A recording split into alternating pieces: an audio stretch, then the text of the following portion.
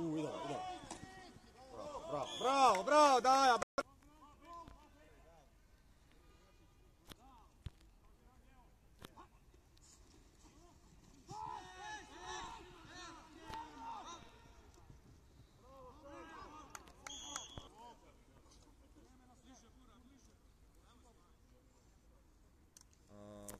Second down, ja mislim.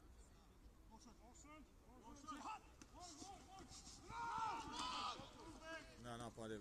I zajebalo je mene, nisam znao gdje. I nastavak, ne znam, prvi ili treći, vjerojatno prvi.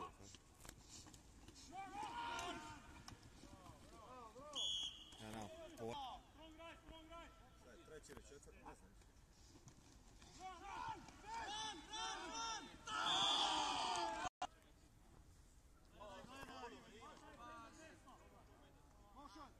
Četvrti dan za Masu.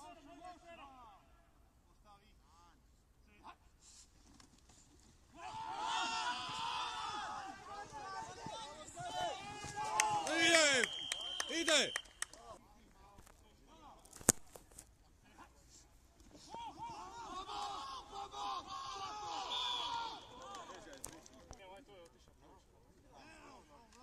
A ovo je bio, kako se zove?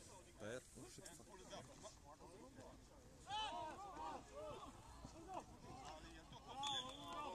Snimali prvi, bio incomplete pass.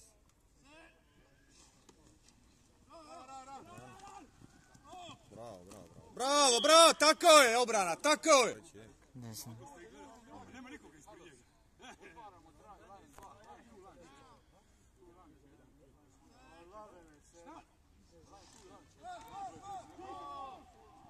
Šta, on ide na četvrti, ja?